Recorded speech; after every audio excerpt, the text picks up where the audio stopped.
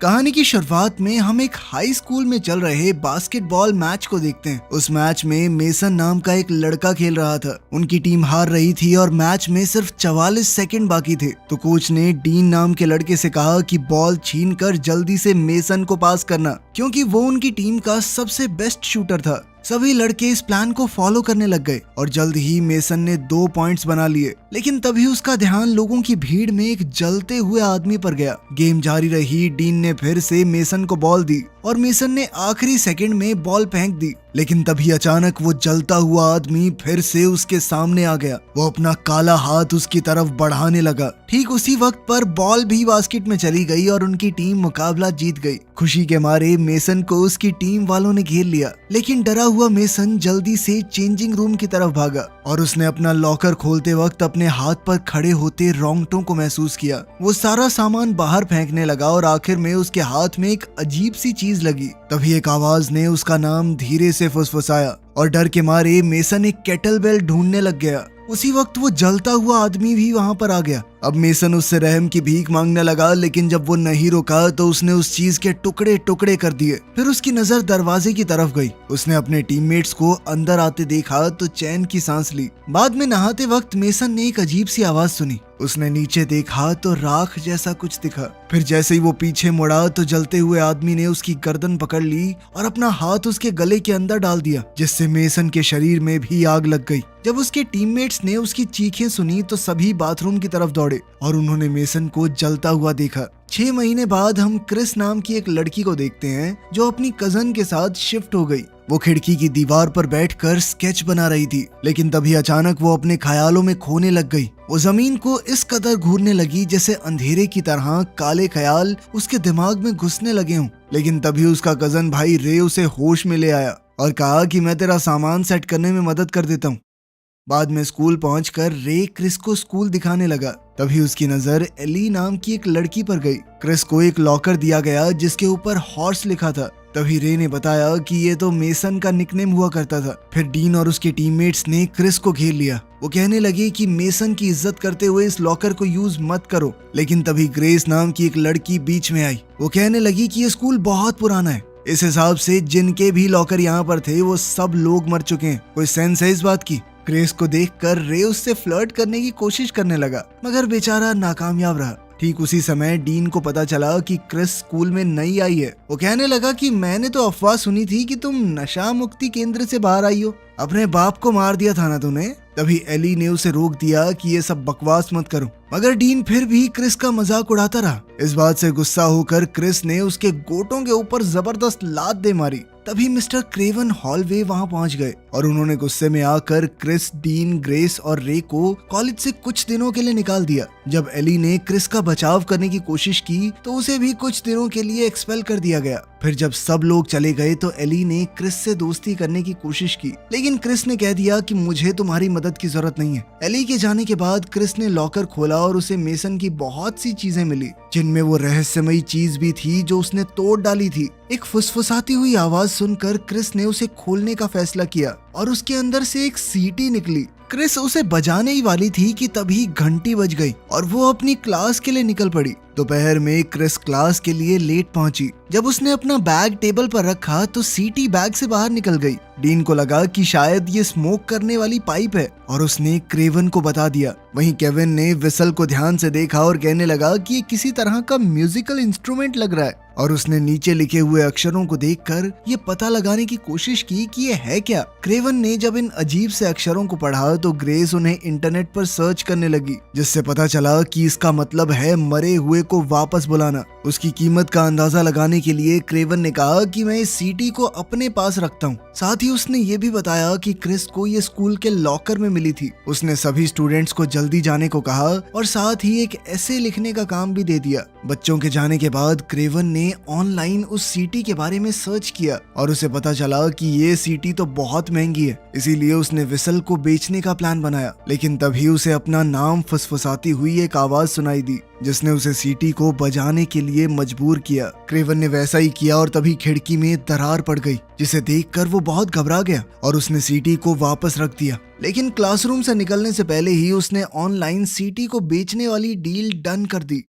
वहीं बाहर ग्रेस ने सबको बाद में मिलने के लिए कहा। फिर जब बाकी सब चले गए तो रे ने क्रिस से कहा कि तुम्हारे डैड के साथ जो कुछ हुआ वो तुम्हारी गलती नहीं थी, लेकिन क्रिस इस बारे में बिल्कुल बात नहीं करना चाहती थी। उस वक्त रे को याद आया कि वो कुछ भूल गया है और वो जल्दी से क्लासरूम की तरफ वापस भागा। वहाँ उसे क्रेवन का लैपटॉप खुला मिला जिसमें वो वेबसाइट पर सीटी की प्राइस देख रहा था और तभी उसे एक आइडिया मिल गया। इसी बीच क्रिस के पास नोआ आया जो अपने धर्म को फैलाने का काम करता था। नोआ ने क्रिस को चर्च आने का न्योता दिया और साथ ही वो उसे ड्रग्स बेचने की कोशिश करने लगा। जब वो नहीं मानी तो वो फ्री सैंपल भी दे रहा था, लेकिन उसी वक्त रे वापस आ गया और उसने नोआ से कहा कि मेरी बहन से दूर हो जाओ, लेकिन नोआ ने उसे लड़ाई में आसानी से हरा दिया। उसे कार पर दे मारा और फिर एक चाकू निकाल कर खुद को भगवान का भेजा हुआ आदमी बताने लगा और फिर क्रिस को कहने लगा कि अगर तुम्हें कोई भी जरूरत हो ना तो मैं कभी भी आ जाऊंगा। इतना कहकर वो वहाँ से चला गया। नोआ के जाते ही रे ने क्रिस को बताया कि ये आदमी अपनी चर्च में आने वाले बच्चों को नशा बेचता है और 1 साल पहले एक बच्चा ओवरडोज की वजह से मर भी गया था। शाम के वक्त क्रेवन को पता चला कि डब्बे के अंदर से विसल गायब है।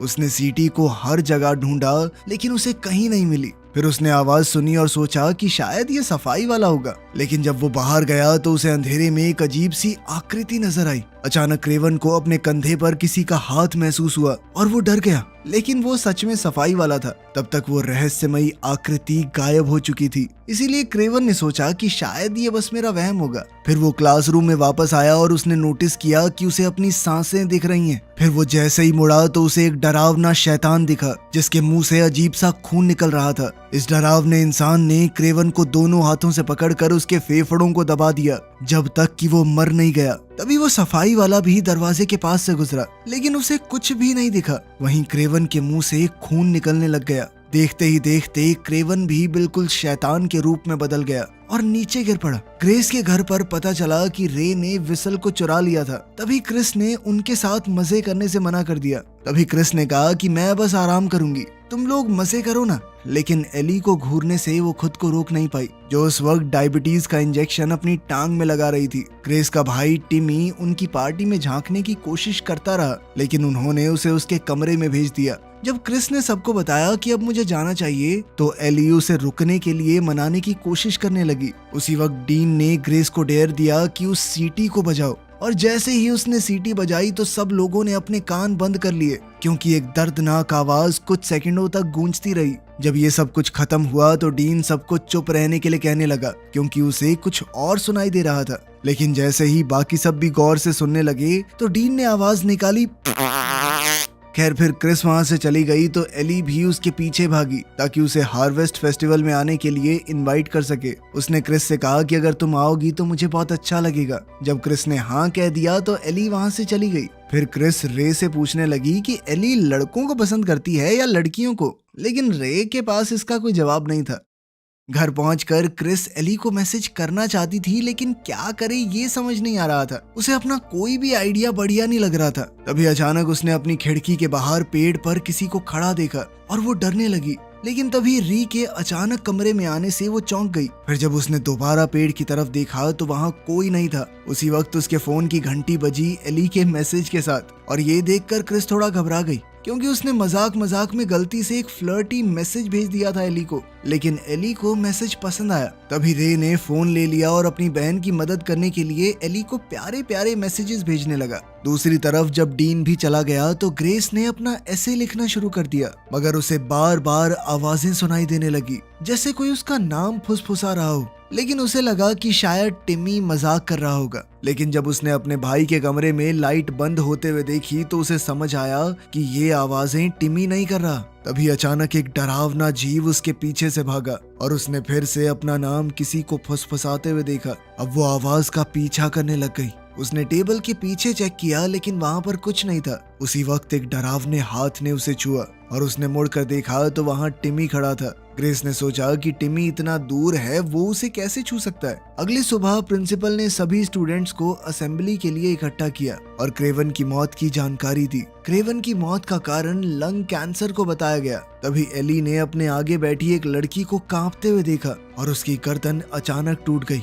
फिर वो लड़की अपना सर घुमाकर डरावना चेहरा दिखाने लगी। वो भी एली का नाम फुसफुसाते हुए। उस वक्त ग्रेस ने वो सीटी क्रिस को दे दी और एली अपने भ्रम से बाहर निकल गई। अब वो डरावनी लड़की गायब हो चुकी थी। क्लास के बाद एली और क्रिस मेसन के घर पर चले गए क्योंकि उन्हें लगा कि शायद मेसन के परिवार को उसकी वो सीटी वापस चाहिए होगी। उन्होंने दरवाजा खटखटाया लेकिन वो तो पहले ही खुला हुआ था। लड़कियां अंदर गई और पुराना म्यूजिक सुनते सुनते घर में रखी हुई पुरानी और कीमती चीजों को देखने लग गई। अचानक मेसन की दादी आईवी उनके पीछे आ गई। वो बिना हाय हेलो के उन पर गुस्सा करने लगी। उसका मानना था कि वो दुनिया भर में घूमी थी पुरानी चीजें हासिल करने के लिए। उसने अलग अलग सभ्यताओं की पढ़ाई की, ये जानने के लिए कि लोग मौत के साथ सौदा कैसे करते हैं। एक टेबल पर बहुत सारी दवाइयों की बोतल्स थी। जब क्रिस ने उसे वो सीटी देने की कोशिश की ये कहकर कि मुझे ये मेसन के लॉकर में मिली थी, लेकिन आईवी कहने लगी कि अब ये तुम्हारी है क्योंकि तुम्हें मिली है, बिल्कुल वैसे ही जैसे कभी मुझे और मेसन को मिली थी। कई सालों पहले मुझे ये सीटी ग्वाटेमाला की एक तंग गली में मिली थी। तब से अब तक इस मनहूस सीटी ने मेरी बेटी, मेरे दामाद और अब मेरे पोते को भी मार दिया। इस पर लिखे निशान का सही मतलब है अपनी मौत को बुलाना। जब कोई पैदा होता है उसकी मौत भी साथ ही पैदा होती है, लेकिन वो आती है अपने वक्त पर। लेकिन अगर कोई भी इस सीटी को सुन ले तो उसकी मौत बहुत जल्दी आ जाती है और फिर कोई लंबा जीता नहीं है। फिर आईवी ने वो सीटी वापस क्रिस को दे दी और कहा कि तुम्हें इसे लेना ही नहीं चाहिए था।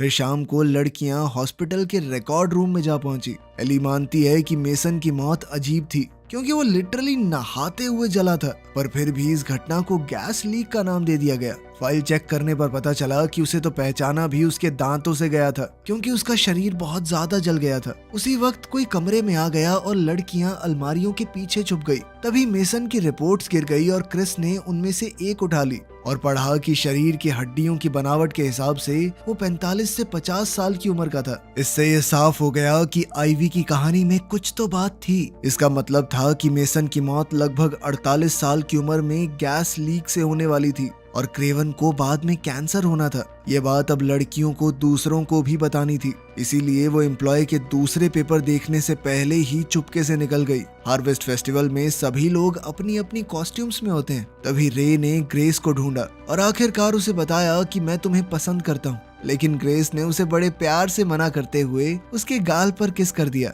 और फिर अपने बॉयफ्रेंड से मिलने चली गई। डीन रे के कॉस्ट्यूम का मजाक उड़ाने लगा और हमारे बेचारे दिल टूटे आशिक रे ने शराब पीना शुरू कर दिया। जब एली और क्रिस वहाँ पर आई तो नोआ ने उन्हें तंग करने की कोशिश की और उन्हें अजीब अजीब नामों से पुकारने लगा, लेकिन तभी एली ने उसके गोटों पर जोरदार लात दे मारी और बदले में नोआ ने अपना चाकू निकाल लिया। लेकिन क्रिस ने उसके हाथ पर पैर रखकर उससे चाकू छीन लिया। फिर क्रिस ने उसकी नाक पर चाकू रख दिया और उसे बचाने का जिक्र करने लगी जो ओवरडोज से मर गया था। लेकिन नोआ कहने लगा कि मुझे कुछ नहीं पता। ये सुनकर क्रिस ने उसकी नाक काट दी और फिर चाकू को फेंक दिया। इसी दौरान डीन और ग्रेस एक भूल भुलैया में अलग अलग हो गए जहां उन्हें बार बार कॉस्ट्यूम्स पहने हुए लोग डरा रहे थे। डीन ने लकड़ी का एक गोल बोर्ड ढूंढा और उसे घुमा दिया, जिसका रिजल्ट आया कि तुम अपनी किस्मत खुद तय करते हो। तभी भूल भुलैया में ग्रेस एकदम हैरान रह गई जब उसने एक बूढ़ी औरत को करिश्माई रोशनी से घिरा हुआ देखा। जब उस बूढ़ी औरत ने उसका नाम लिया तो ग्रेस डर के मारे वहाँ से चली गई,